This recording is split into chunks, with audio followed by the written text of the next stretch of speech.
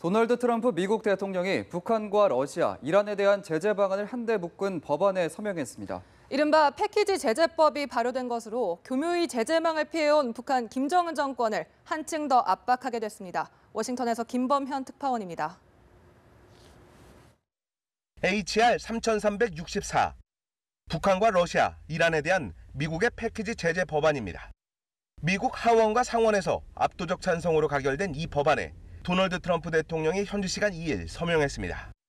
상원을 통과한 지 엿새 만으로 북한 등에 대한 제재를 한층 강화한 이 법은 모든 입법 절차를 마치고 즉각 발효됐습니다.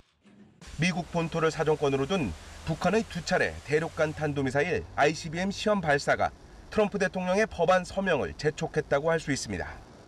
이제 이 법에 따라 미국은 북한 군사와 경제의 젖줄이라 할 수 있는 원유와 석유 제품의 북한 유입을 봉쇄할 수 있게 됐습니다. 김정은 정권의 자금줄을 완벽히 차단하고자 하는 내용도 포함됐습니다. 북한 노동자 고용 금지, 북한과의 온라인 상품 거래 금지, 북한 도박 사이트 차단 등이 그렇습니다. 핵과 미사일 위협 수위를 높이고 있는 북한을 향해 미국이 제재의 칼날을 더욱 날카롭게 했다고 할 수 있습니다. 당장 북한의 반발이 예상됩니다. 북한 외무성은 트럼프 대통령의 서명이 있기 전인 지난 1일 주권 국가들의 제재 몽둥이를 휘둘러대는 미국의 깡패 행위를 용납하지 말아야 한다는 입장을 밝힌 바 있습니다. 핵과 미사일 추가 도발이라는 맞대응 카드를 꺼낼 수도 있습니다. 문제는 미국의 초강력 제재를 북한 스스로 불러왔다는 점을 인식하지 못하고 있다는 겁니다. 워싱턴에서 연합뉴스TV 김범현입니다. 도널드 트럼프 미국 대통령이 이르면 이번 주 중국의 불공정 무역 금융 관행에 대한 대응을 결정해 발표한다고 로이터 통신 등의 미 정부 고위 관리를 인용해 보도했습니다. 북핵과 미사일 개발을 막기 위한 최대의 압박에 중국이 협력하지 않고 있다는 결론을 내고 보복 차원의 전방위 대중 무역 전쟁 선전포고에 나서는 겁니다. 이는 북한이 미 본토를 사정권에 둔 대륙간 탄도미사일급 화성 14형을 지난달 4일에 이어 28일 잇따라 쏘아 올려 긴박한 위협으로 급부상하자 지난 4월 초 시진핑 주석과의 정상회담 이후 이어진 양국 간 허니문에 막을 내리는 방향으로 급선회한 것으로 풀이됩니다. 미국 공군이 대륙간 탄도미사일 ICBM인 미니트맨 3 시험 발사에 성공했습니다. AP 등 외신에 따르면 미 공군 지구권 타격사령부는 성명을 통해 현지 시간 2일 오전 2시 10분 캘리포니아주 반덴버그 공군기지에서 미니트맨 3를 발사해 약 6,759km를 날아 마셜 군도의 환초를 명중시켰다고 밝혔습니다. 미 공군의 미니트맨 3 시험 발사는 올해 들어 네 번째로 지난 2월과 5월에도 발사해 태평양 해상의 표적을 명중시킨 바 있습니다. 3단 고체 연료 추진형인 미니트맨 3는 최대 사거리가 13,000km여서 반덴버그 기지에서 평양까지 30분이면 도달합니다. 북한 노동당 외곽기구인 조선아시아태평양 평화위원회는 ICBM급 화성 14의 잇단 발사가 미국에 보내는 경고임을 강조하며 대북 적대 정책의 전환을 촉구했습니다.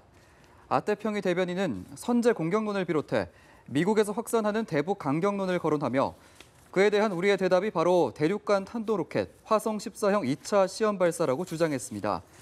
이어 미국은 대조선 적대와 전쟁 광기로 달아오른 머리를 식히고 우리의 의미심장한 경고를 새겨드는 것이 좋을 것이라고 강조했습니다. 한미 군 당국이 이달 중순쯤 미국의 핵추진 항공모함을 한반도에 전개해 연합훈련을 하는 방안을 검토 중인 것으로 알려졌습니다. 추가 도발 가능성이 제기되고 있는 북한을 향한 경고 메시지로 풀이됩니다. 이순국 기자입니다. 한반도 전개가 예상되는 미국 항공모함은 로널드 레이건호와 칼빈 스노우입니다. 두 척을 합치면 150대가 넘는 항공기와 10척 이상의 이지스 순양함 구축함 탑재가 가능할 정도로 가공할 전력을 자랑합니다. 이들 항모는 지난 5월 말과 6월 초에도 동해와 한반도 인근 해상에서 각각 한국, 일본과 연합훈련을 실시한 바 있습니다. 정부 소식통은 당초 한미연합 을지훈련을 계기로 미 항모 전개를 검토해왔지만 북한의 추가 도발 가능성이 커지면서 시기가 다소 앞당겨질 것으로 보인다고 밝혔습니다. 오는 21일부터 시작되는 을지훈련을 전후해 화성 14형 발사에 이은 북한의 추가 도발 가능성이 제기되는 가운데 무력 시위를 통해 경고 메시지를 보내겠다는 뜻으로 풀이됩니다.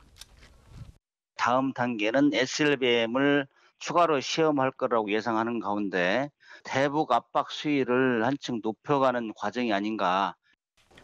미군 전략 자산의 잇단 전개를 통한 군사적 압박으로 북한의 도발 위협에 맞불을 놓겠다는 한미 군 당국의 기조는 당분간 이어질 것이란 전망입니다. 연합뉴스TV 이승국입니다.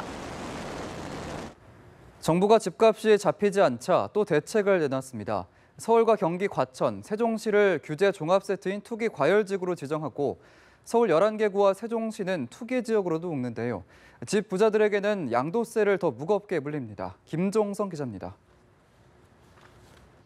정부는 집을 거주 공간이 아니라 투기 수단으로 전락시키는 일은 용납하지 않겠습니다.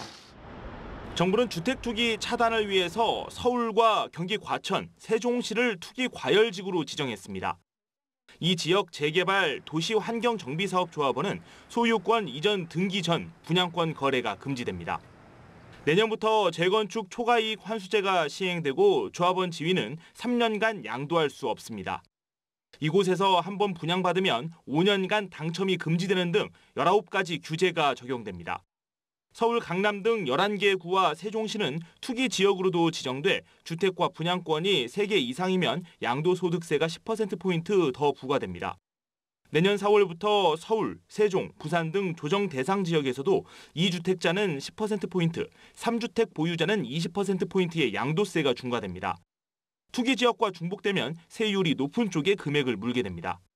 조정 대상 지역 1주택자는 양도세를 안 내려면 9억 원 이하 주택을 2년 이상 보유하는 것은 물론 2년 이상 살아야 합니다. 투기 지역은 주택담보대출도 세대당 한 건만 허용되고 투기 과열지구에서는 집 산 돈을 어떻게 마련했는지 밝혀야 합니다. 3억 이상의 주택을 거래할 경우 자금 조달 계획서와 입주 계획서도 제출하도록 하고 LTV와 DTI를 대출 만기 등에 관계없이 40%로 강화하는 등 투기 과열지구의 실효성도 높여. 정부는 분양권 불법 전매 벌금을 최대 1억 원으로 올리고 부동산 단속 공무원에 특별사법경찰 직위를 부여하기로 했습니다. 연합뉴스TV 김종성입니다.